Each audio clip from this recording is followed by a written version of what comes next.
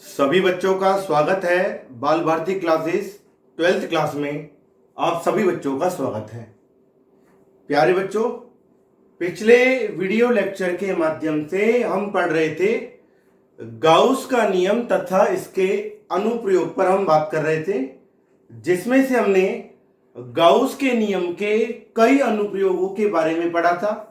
जैसे गाउस के नियम का पहला अनुप्रयोग हमने पढ़ा था, एक बिंदु आवेश के कारण विद्युत क्षेत्र की तीव्रता ज्ञात करना।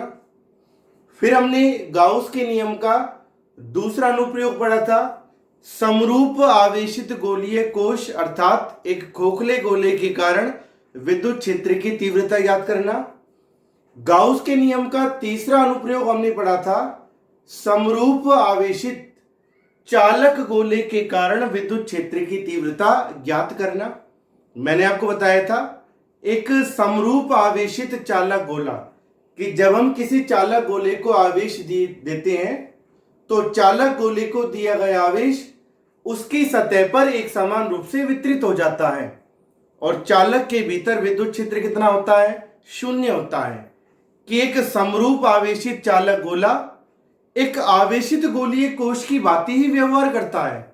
इसलिए हम आवेशित चालक गोले के कारण यदि हमें विद्युत क्षेत्र ज्ञात करना हो तो हम ठीक उसी पैटर्न से निकालते हैं जिस प्रकार से हम एक आवेशित गोलीय कोश के कारण विद्युत क्षेत्र ज्ञात करते हैं। दोनों का पैटर्न सेम है। ये तीन अनुप्रयोग हमने पढ़े थे। उसके बाद हमने कल जो लास्ट हमारा वीडियो लेक्चर था उसमें हमने पढ़ा था एक समरूप आवेशित अचालक गोले के कारण विद्युत क्षेत्र की तीव्रता ज्ञात करना। यही पढ़ा था हमने। इसके लिए हमने कहा था कि एक एक अचालक गोला, मान लीजिए इस अचालक गोले का केंद्र है वो, त्रिज्या है कैपिटल आर। जब हम इस अचालक गोले को Q आवेश देते हैं तो इस अचालक गोले को दिया गया आवेश इसके आयतन के अनुदिश एक समान रूप से वितरित हो जाता है। कितना आवेश दिया है हमने अचालक गोले को? Q आवेश दिया है। तो जब हम इस आवेशित अचालक गोले के कारण विद्युत क्षेत्र की तीव्रता निकालते हैं, कौन कौन सी बिंदुओं पर? सतह के बाहर, सतह पर और सतह के अंदर, इन बिंदुओं पर विद्युत क्षेत्र की तीव्रता निकालते हैं तो हमें निष्कर्ष मिलता है सबसे पहला small R greater than capital R, और यानी कि सतह के बाहर स्थित बिंदुओं पर हमें विद्युत क्षेत्र की तीव्रता E समानुपाती मिलती है 1/r²। यही मिलता है कि एक आवेशित अचालक गोले की सतह के बाहर विद्युत क्षेत्र की तीव्रता दूरी के वर्ग के व्युत्क्रमानुपाती होती है। दूसरा हमें रिजल्ट मिलता है जब हम एक आवेशित अचालक गोले की सतह पर विद्युत क्षेत्र की तीव्रता ज्ञात करते हैं। एक आवेशित अचालक गोले की सतह पर विद्युत क्षेत्र की तीव्रता ज्ञात करते हैं तो सतह पर विद्युत क्षेत्र की तीव्रता मिलती है E बराबर आता है रो कैपिटल R बटा 3ε0।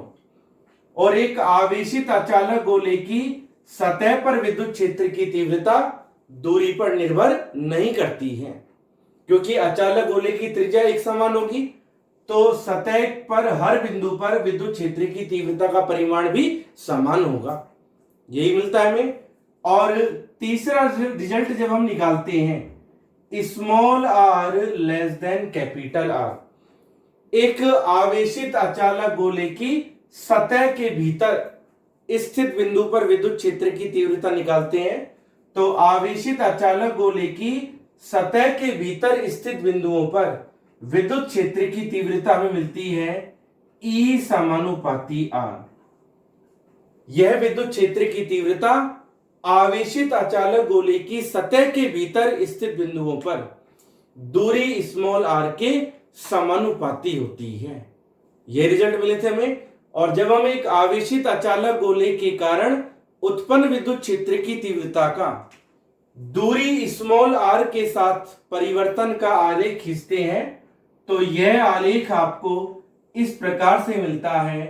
दूरी स्मॉल r तथा विद्युत क्षेत्र की तीव्रता E के मध्य। केंद्र पर दूरी कितनी होती है? 0। सतह पर स्थिति होती है कैपिटल R, और सतह के बाहर दूरी कैपिटल R से अनंत तक कितनी हो सकती है? तो जब हम ये इस आलेख को बनाते हैं तो हमें क्या निष्कर्ष मिलता है कि आवेशित अचालक गोले की सतह के भीतर विद्युत क्षेत्र की तीव्रता दूरी के समानुपाती होती है। तो सतह के भीतर विद्युत क्षेत्र की तीव्रता समानुपाती होती है दूरी के। सतह पर फिर विद्युत क्षेत्र की तीव्रता कैसी मिलती है? आपको अधिकतम मिलती है। और एक आवेशित अचालक गोले की सतह के बाहर हम बात करें तो सतह के बाहर विद्युत क्षेत्र की तीव्रता दूरी के वर्ग के व्युत्क्रमानुपाती होती है, E समानुपाती 1/r²। और यदि हम आवेशित अचालक गोले की केंद्र पर बात करें, इस बिंदु पर केंद्र पर, तो केंद्र है का सतह के अंदर ही तो है। तो आवेशित अचालक गोले के केंद्र की यदि हम बात करें तो केंद्र पर दूरी कितनी होगी r? 0। और जब केंद्र पर दूरी r 0 होगी तो विद्युत क्षेत्र की तीव्रता भी कितनी होती है? केंद्र पर 0 होती है। तो कुल मिलाकर के हमें जो निष्कर्ष मिला था वो यही मिलता है, एक आवेशित अचालक गोले की सतह के बाहर विद्युत क्षेत्र की तीव्रता दूरी के वर्ग के व्युत्क्रमानुपाती होती है। आवेशित अचालक गोले की सतह के अंदर विद्युत क्षेत्र की तीव्रता दूरी के समानुपाती होती है। और आवेशित अचालक गोले के केंद्र पर विद्युत क्षेत्र की तीव्रता 0 होती है। तो एक आवेशित अचालक गोले के कारण विद्युत क्षेत्र की तीव्रता का अधिकतम मान हमें कहां पर मिलता है? जब स्मॉल r किसके बराबर हो? कैपिटल R के। अर्थात कहां पर? आवेशित अचालक गोले की सतह पर विद्युत क्षेत्र की तीव्रता सदैव अधिकतम होती है। तो समझ में आ गया? तो ये हमने पिछले वीडियो लेक्चर में पढ़ा था, गाउस के नियम का चौथा अनुप्रयोग, एक आवेशित अचालक गोले के कारण विद्युत क्षेत्र की तीव्रता ज्ञात करना। आज हम गाउस के नियम का पांचवा अनुप्रयोग पढ़ने जा रहे हैं हम।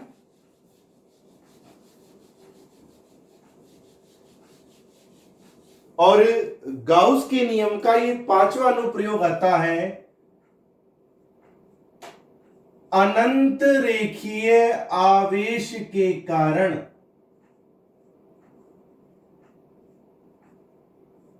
अनंत रेखीय आवेश के कारण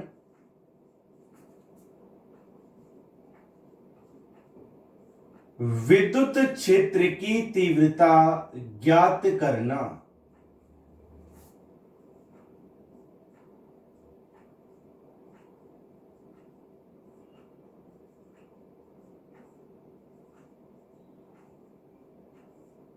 हमारा आज का टॉपिक है गाउस के नियम का पांचवा अनुप्रयोग, अनंत रेखीय आवेश के कारण विद्युत क्षेत्र की तीव्रता ज्ञात करना।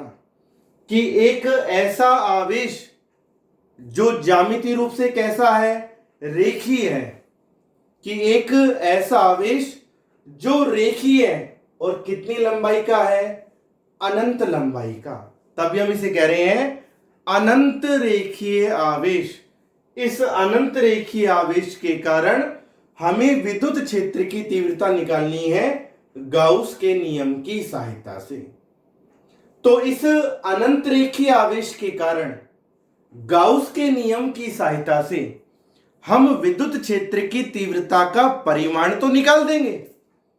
पहले हम बात कर रहे हैं इसकी दिशा की, कि यदि हम किसी अनंत रेखीय आवेश के कारण, बेटा ये जो प्रश्न है अनंत रेखीय आवेश के कारण विद्युत क्षेत्र की तीव्रता ज्ञात करना, इस पर आधारित एक numerical last year board exam में पूछा गया था और वह सिर्फ 2 नंबर का था और बिल्कुल इजी न्यूमेरिकल था। आपको यदि फॉर्मूला याद होगा तो आप इजी वे में उस न्यूमेरिकल की वैल्यू रखेंगे और आसानी से कैलकुलेट करके बता देंगे कि अनंत रेखीय आवेश के कारण विद्युत क्षेत्र की तीव्रता कितनी होगी। तो न्यूमेरिकल तो हम कर ही सकते हैं, पहले हम एक बार इसकी डेरिवेशन पढ़ लें। तो हमें जो आज पढ़ना है वो है अनंत रेखीय आवेश के कारण विद्युत क्षेत्र की तीव्रता ज्ञात करना गाउस के नियम की सहायता से।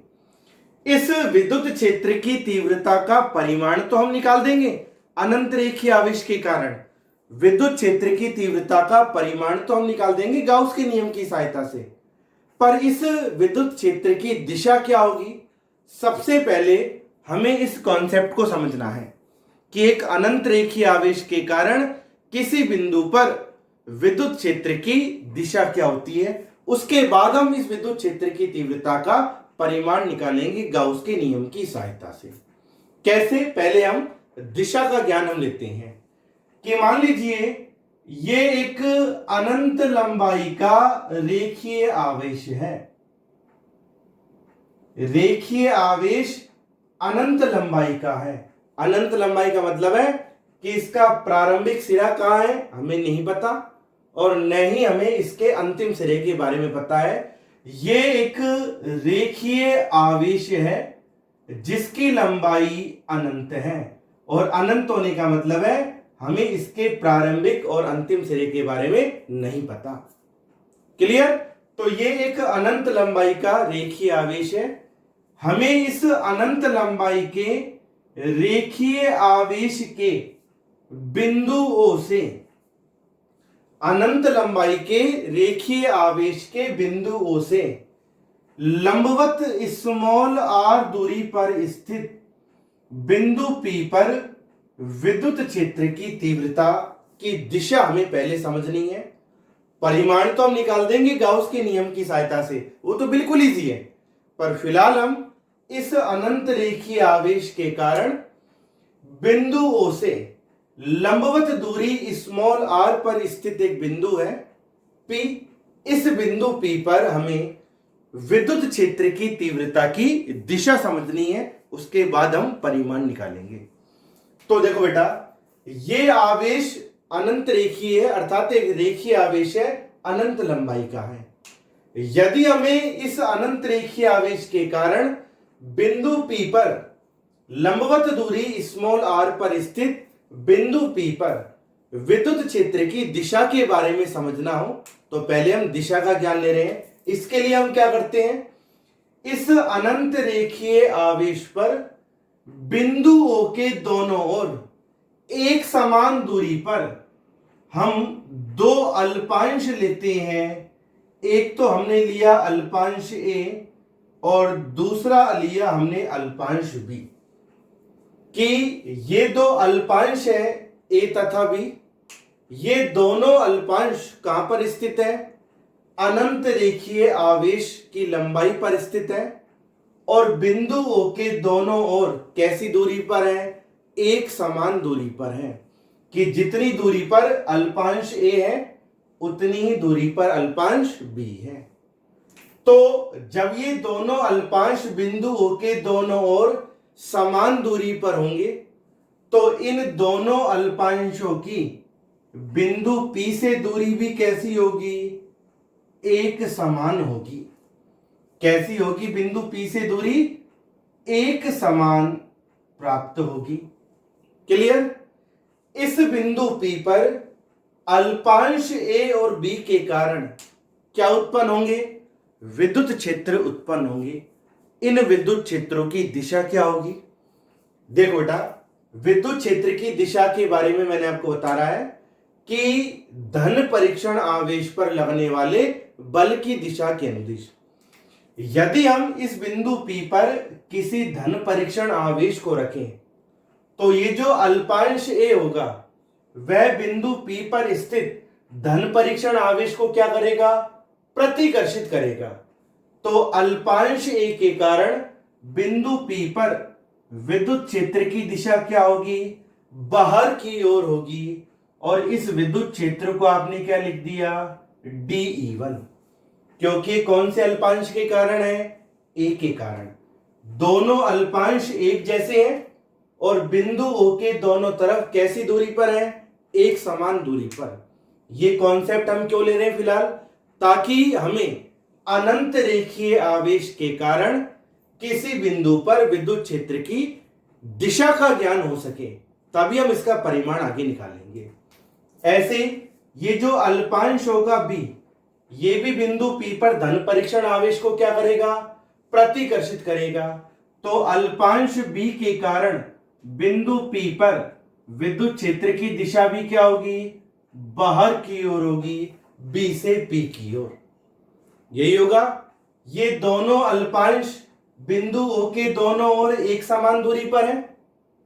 ये एक समकोण त्रिभुज बन गया जिसकी एक भुजा आर्थ वेनिष्ठ है। ये दोनों दूरियां भी समान है, तो ये दोनों दूरियां भी कैसी होंगी, समान होगी, क्योंकि आपने अल्पांश ए और बी बिंदु ओ के दोनों तरफ एक समान दूरी पर लिए हैं। तो जितनी दूरी अल्पांश ए की पी से होगी उतनी ही दूरी अल्पांश बी की पी से होगी। तो ये दोनों अल्पांश बिंदु पी से जब एक समान दूरी पर होंगे तो दोनों अल्पांशों के कारण बिंदु पी पर विद्युत क्षेत्र का परिमाण भी कैसा होगा, समान होगा। यानी कि हम लिख सकते हैं DE1 बराबर DE2, ये लिखेंगे। अब हम बात करें परिणामी विद्युत क्षेत्र की। आपने क्या करा है, इस अनंत रेखीय आवेश की लंबाई पर स्थित बिंदु ओ के दोनों ओर एक समान दूरी पर स्थित दो अल्पांश लिए हैं, ए और बी।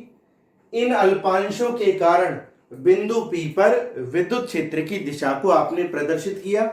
अल्पांश ए के कारण बिंदु पी पर विद्युत क्षेत्र है DE1, अल्पांश बी के कारण बिंदु पी पर विद्युत क्षेत्र है DE2, और ये DE1 किसके बराबर होगा, DE2 के।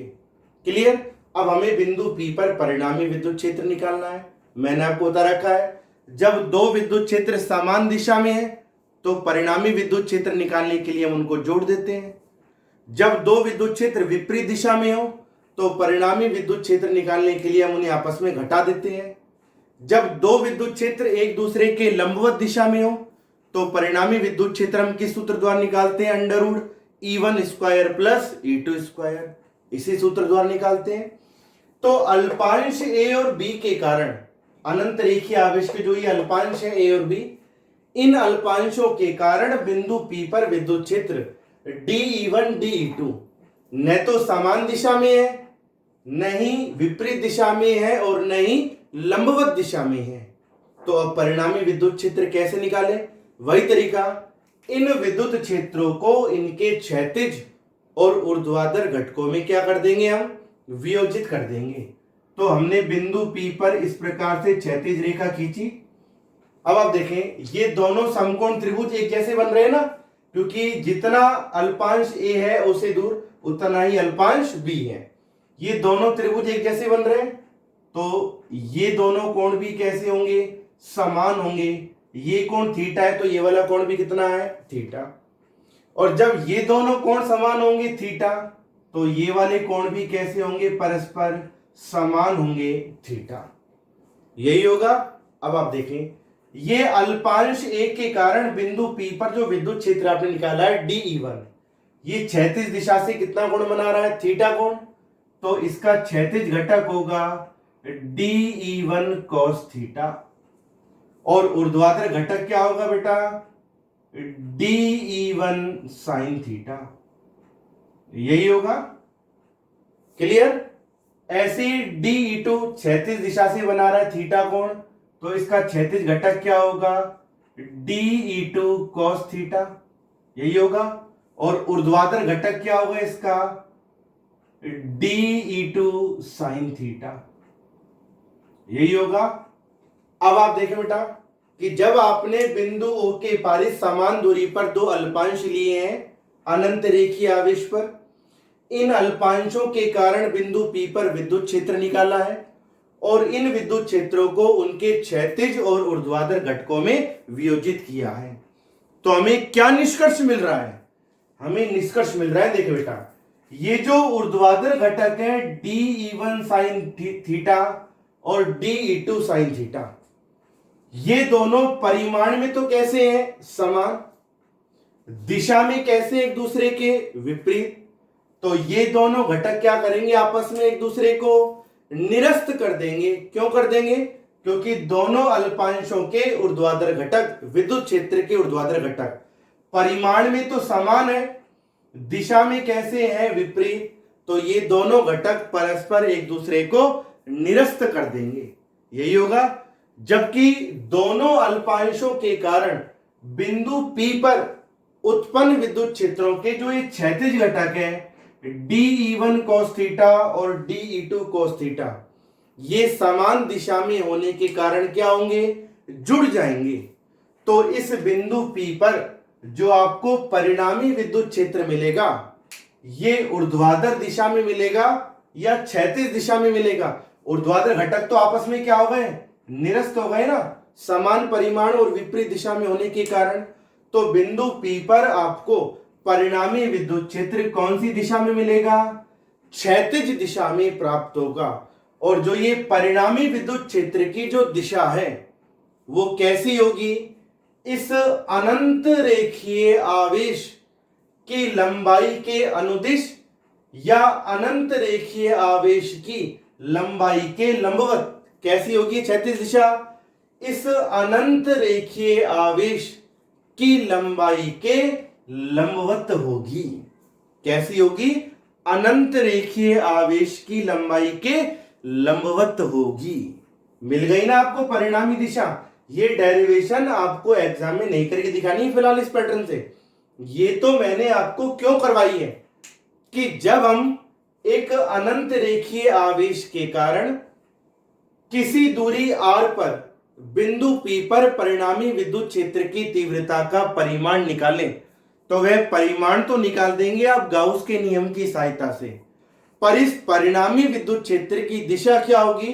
तो ध्यान रखना बेटा, इसलिए मैंने आपको ये कॉन्सेप्ट बताया है कि जब किसी अनंत रेखीय आवेश के कारण किसी लंबवत दूरी स्मॉल r पर स्थित हम किसी बिंदु पर परिणामी विद्युत क्षेत्र की दिशा निकालते हैं, तो उस बिंदु पर परिणामी विद्युत क्षेत्र की दिशा सदैव किसके अनुदिश होती है? उस अनंत रेखीय आवेश की लंबाई के लंबवत होती है।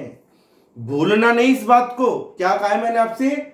किसी अनंत रेखीय आवेश के कारण लंबवत दूरी स्मॉल r पर स्थित किसी बिंदु पर परिणामी विद्युत क्षेत्र की दिशा सदैव उस अनंत रेखीय आवेश की लंबाई के लंबवत होती है। यह आ जाती है किसी अनंत रेखीय आवेश के कारण r दूरी पर स्थित, लंबवत दूरी r पर स्थित किसी बिंदु पर परिणामी विद्युत क्षेत्र की दिशा जो कि उस अनंत रेखीय आवेश की लंबाई के कैसी होती है? लंबवत होती है। समझ में आ गया सभी को?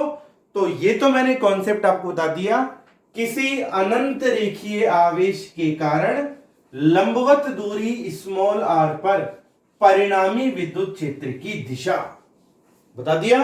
अब हम क्या निकालेंगे? इस परिणामी विद्युत क्षेत्र का परिमाण निकालेंगे। किसके नियम की सहायता से? गाउस के नियम की सहायता से। तो हम दोबारा से अब चित्र ड्रॉ करेंगे।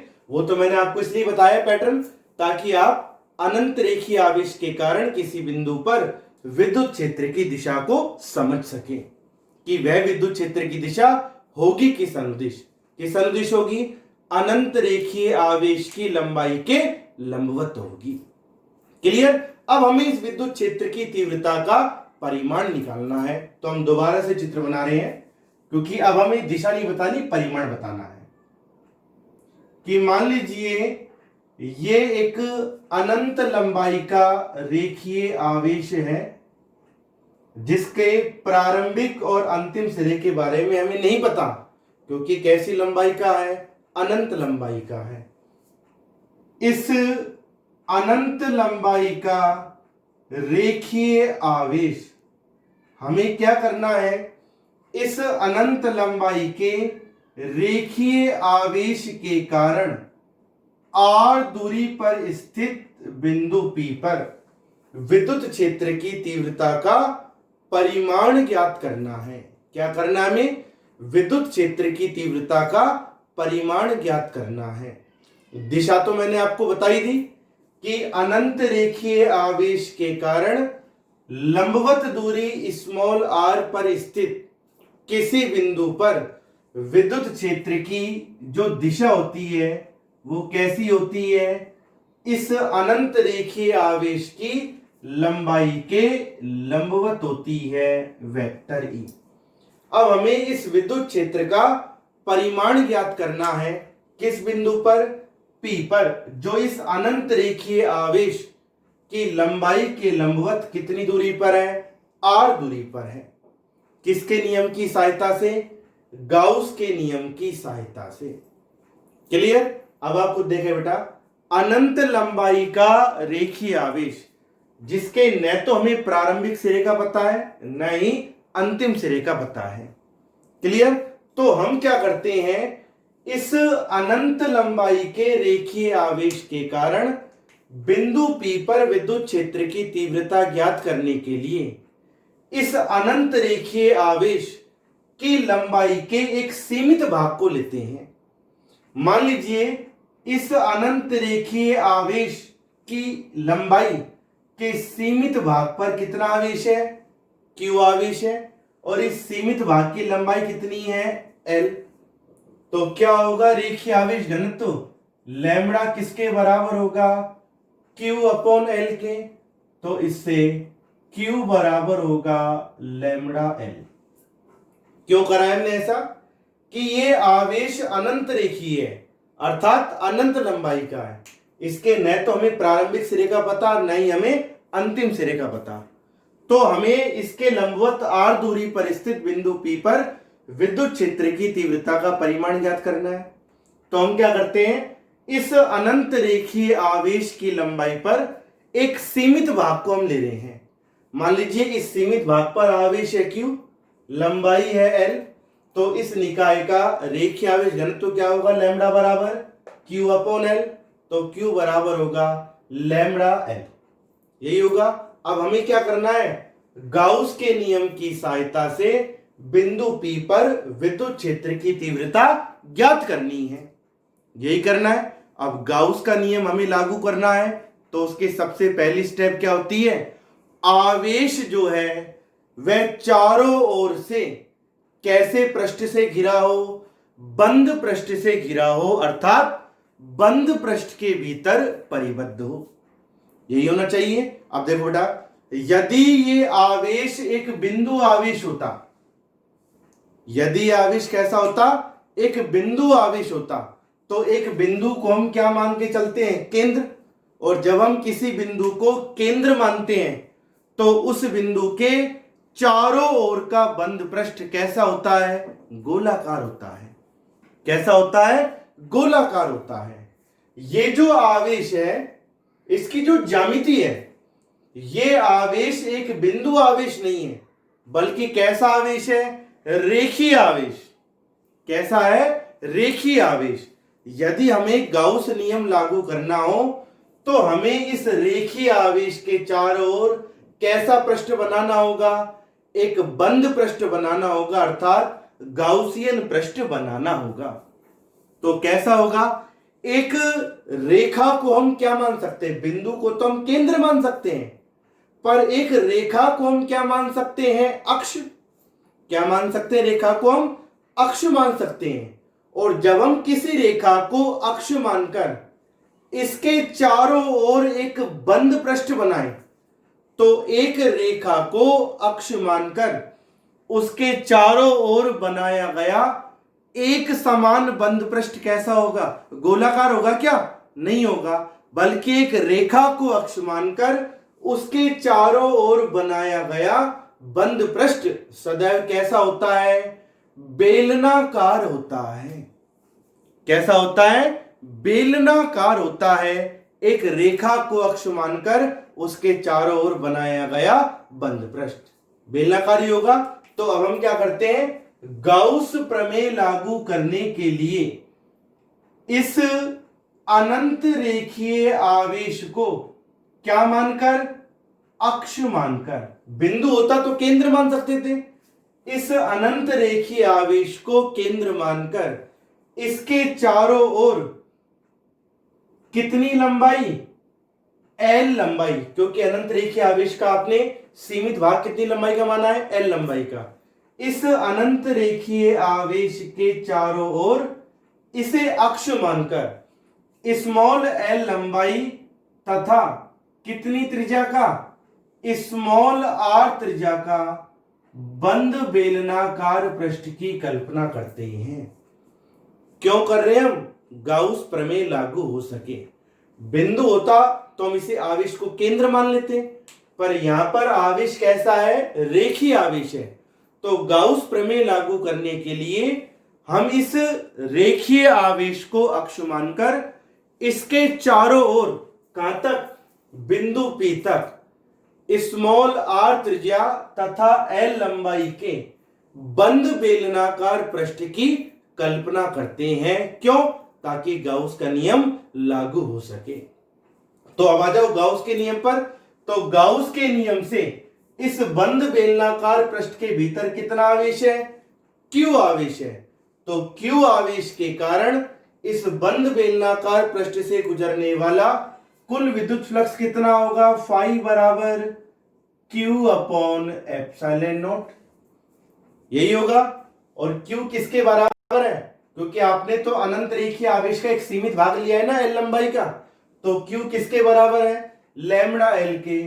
तो आ जाएगा इससे फाई बराबर लैम्डा एल बटा एप्सिलॉन नॉट, समीकरण 1। यही होगा इस बंद बेलनाकार पृष्ठ से गुजरने वाला कुल विद्युत फ्लक्स। क्लियर। अब आपने विद्युत फ्लक्स की परिभाषा भी पढ़ी, आपने पढ़ रखा है विद्युत फ्लक्स की परिभाषा से, बहुत अच्छी तरीके से आपने पढ़ रखी है कि यदि किसी बंद पृष्ठ के विद्युत क्षेत्र में स्थित किसी बंद पृष्ठ के एक अल्पांश का क्षेत्रफल हो वेक्टर डीए, कितना हो, वेक्टर डीए, और वह अल्पांश कितने विद्युत क्षेत्र में रखा हो, वेक्टर ई विद्युत क्षेत्र में रखा हो, तो बंद पृष्ठ के अल्पांश से गुजरने वाला विद्युत फ्लक्स कितना होता है, डी फाई बराबर vector E dot vector DA. यही होता है विद्युत फ्लक्स बंद पृष्ठ के एक अल्पांश से गुजरने वाला। तो यदि हमें संपूर्ण बंद पृष्ठ से गुजरने वाला विद्युत फ्लक्स निकालना हो, फाई बराबर, तो क्या कर देंगे आप, इसका समाकलन कर देंगे, और समाकलन के ऊपर बंद पृष्ठ का सिंबल आप बना देंगे। तो जब आप इस डॉट गुणनफल को हल करते हैं तो आपको लिखते हैं फाई बराबर समाकलन ई डी कॉस थीटा। क्या लिखते हैं, फाई बराबर समाकलन E D A cos theta. यही होगा कि यदि इस बंद बेलनाकार पृष्ठ के एक अल्पांश का क्षेत्रफल हो डी ए, तो इस बंद बेलनाकार पृष्ठ से गुजरने वाला कुल विद्युत फ्लक्स कितना होगा, समाकलन E D A cos theta. यही होगा। क्लियर। अब आप एक चीज ध्यान दें, ये जो एक बेलनाकार पृष्ठ होता है, एक बंद बेलनाकार पृष्ठ जो होता है, इसका पृष्ठ कितने भागों में बटा होता है, 3 भागों में।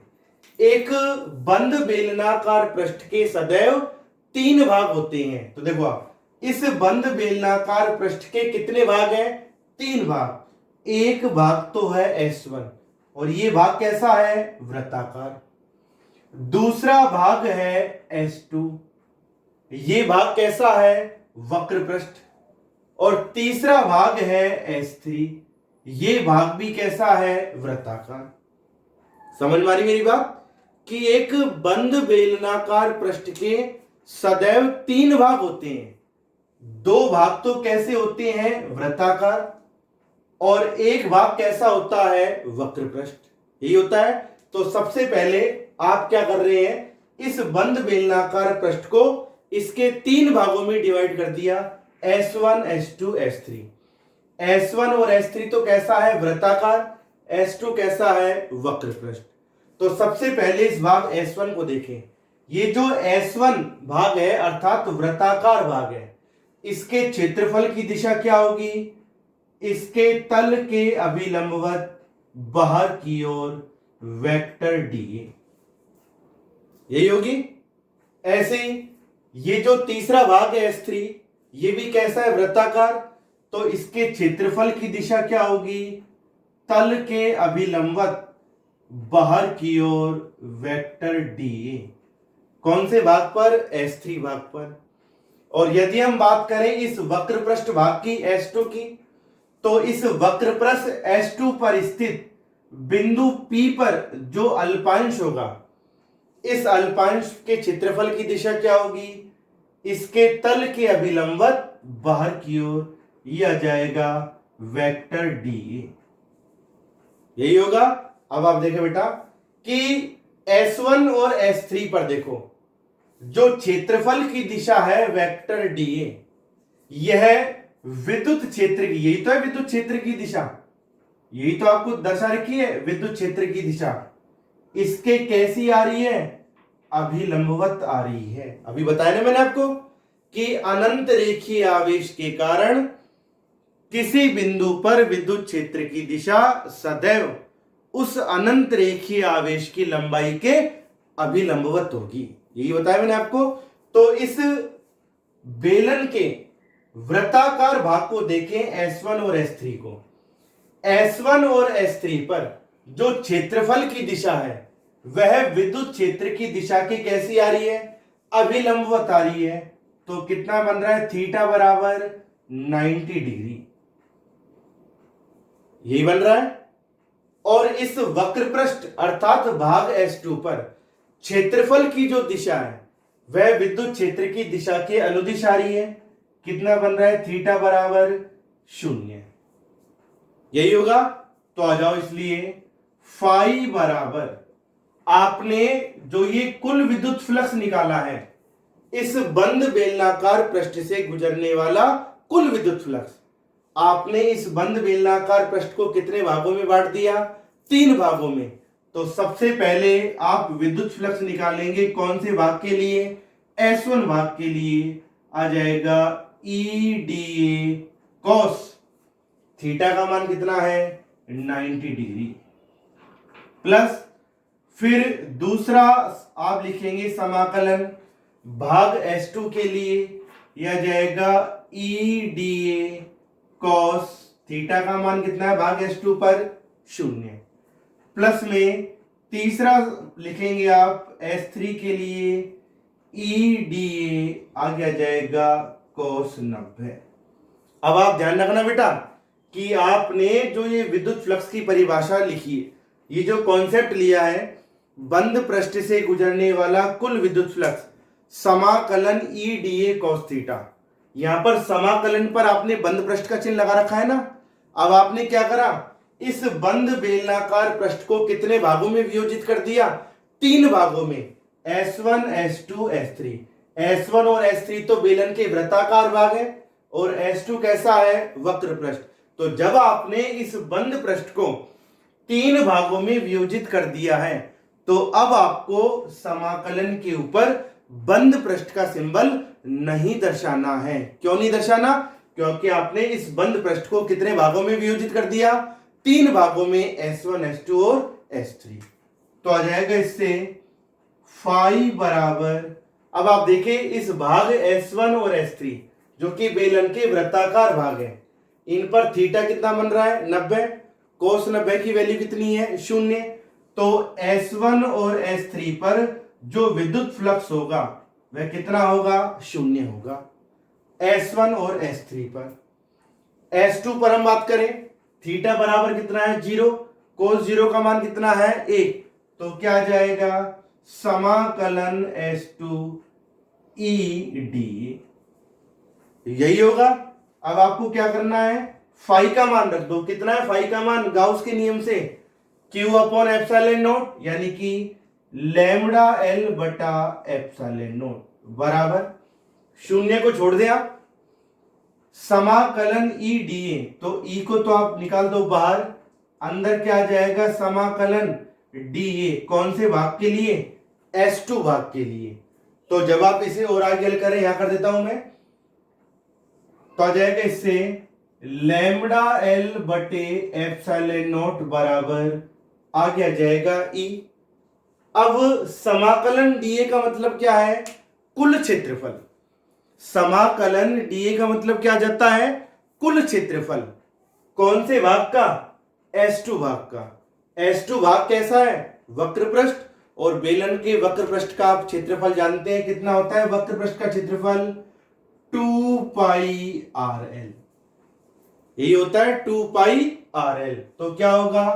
L से L कैंसिल हो जाएगा। आपको तो E का मान निकालना है, तो E बराबर क्या होगा?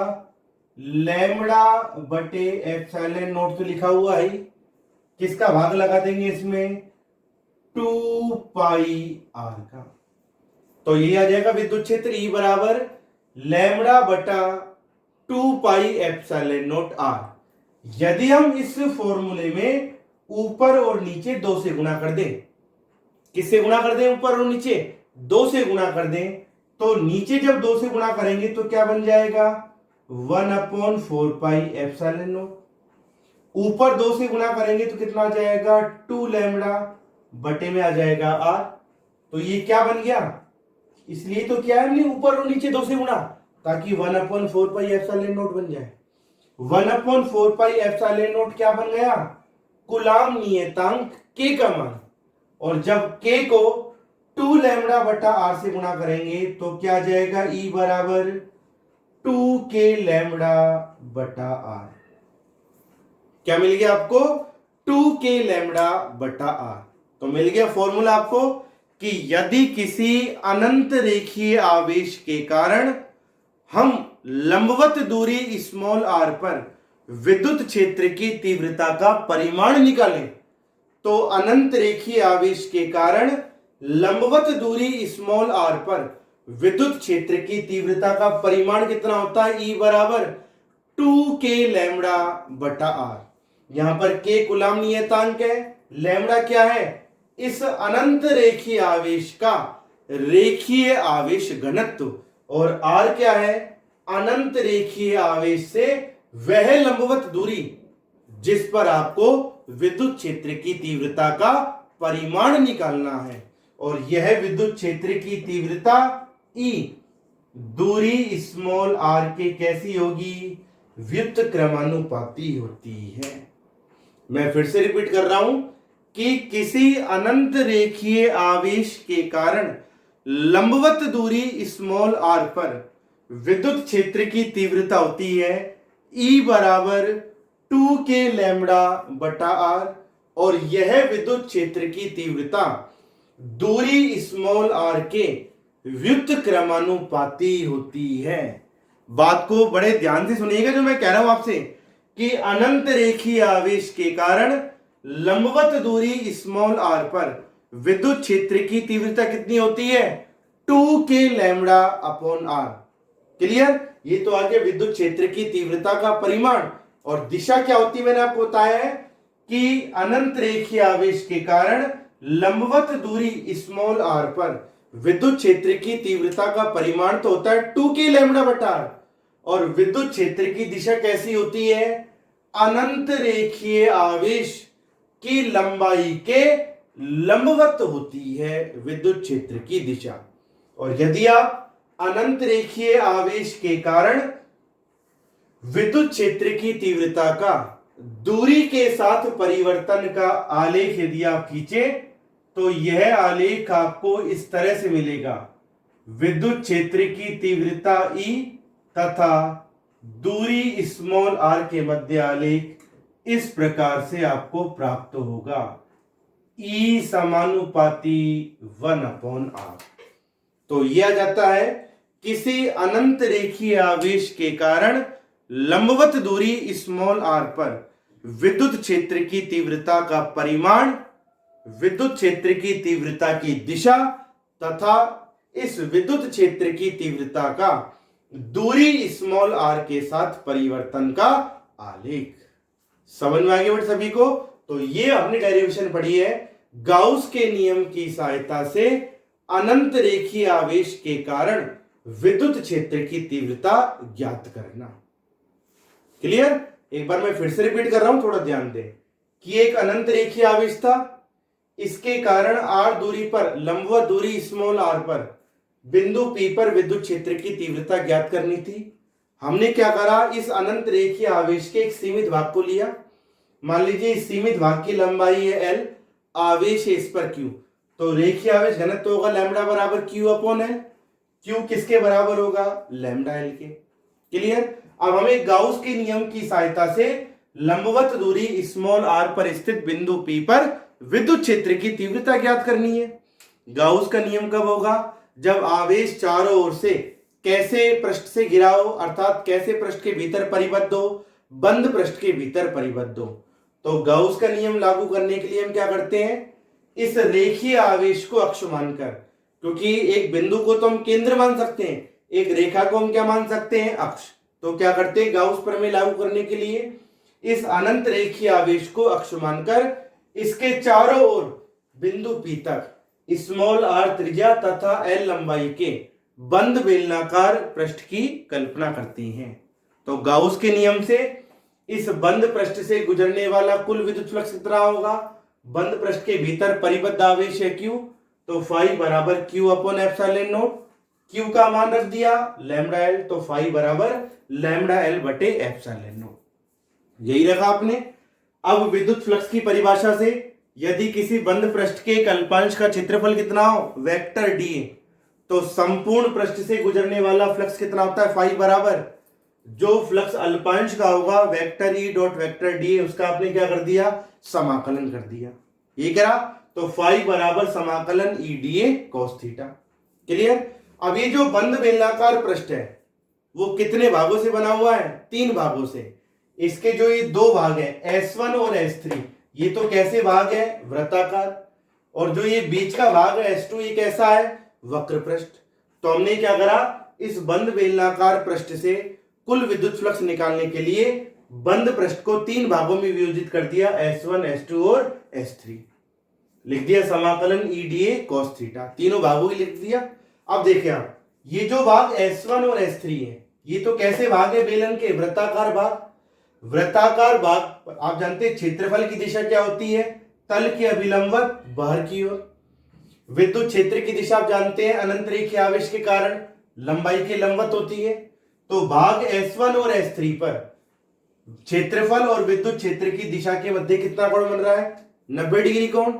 थीटा बराबर 90, कोस 90 का मान 0 है। तो S1 और S3 से गुजरने वाला विद्युत फ्लक्स कितना जाएगा? 0। जबकि जो सेकंड भाग है S2 वक्र पृष्ठ, इस पर क्षेत्रफल और विद्युत क्षेत्र कैसी दिशा में होंगे? समान दिशा में। थीटा बराबर 0, कोस 0 का मान 1, तो केवल क्या बचेगा? फाई बराबर समाकलन E dA, कौन से भाग के लिए? S2 के लिए। फाई का मान रख दिया लैम्डा L बटे एप्सिलॉन नॉट। E को आपने करा समाकलन के बाहर, आगे आ जाएगा समाकलन dA। समाकलन dA का मतलब क्या हुआ? समाकलन dA कुल क्षेत्रफल कौन से भाग का? S2 भाग का। बेलन का S2 भाग कैसा है? वक्र पृष्ठ। और वक्र पृष्ठ वाले भाग का कुल क्षेत्रफल कितना होता है? 2 पाई r l। दोनों तरफ L से L कट जाएगा, तो E बराबर लैम्डा बटा एप्सिलॉन नॉट में किसका भाग दोगे? 2 पाई r का। अब ये क्या बन रहा है? 1/2 पाई एप्सिलॉन नॉट। आपने क्या करा, ऊपर और नीचे 2 से गुणा कर दिया, तो ये बन गया 1/4 पाई एप्सिलॉन नॉट। ऊपर लैम्डा की जगह 2 लैम्डा बटे r। ये किसका मान बन गया? कुलाम्नीयतांक K का मान। और जब K को 2 लैम्डा बटा r से गुणा करेंगे तो E बराबर क्या जाएगा? 2K लैम्डा बटे r। ये मिल गई आपको अनंत रेखीय आवेश के कारण लंबवत दूरी स्मॉल r पर विद्युत क्षेत्र की तीव्रता कितनी होती? E बराबर 2K लैम्डा बटे r। और यह विद्युत क्षेत्र की तीव्रता दूरी के व्युत्क्रमानुपाती होती है। तो ध्यान रखना बेटा, एक अनंत रेखीय आवेश के कारण लंबवत दूरी स्मॉल r पर विद्युत क्षेत्र की तीव्रता का परिमाण तो होता है 2K लैम्डा बटे r, और विद्युत क्षेत्र की दिशा होती है अनंत रेखीय आवेश की लंबाई के लंबवत होती है। यदि पॉजिटिव है तो बाहर की ओर, नेगेटिव होता तो अंदर की ओर। क्लियर? ये था गाउस के नियम का पांचवा अनुप्रयोग। समझ में आ गया सभी को?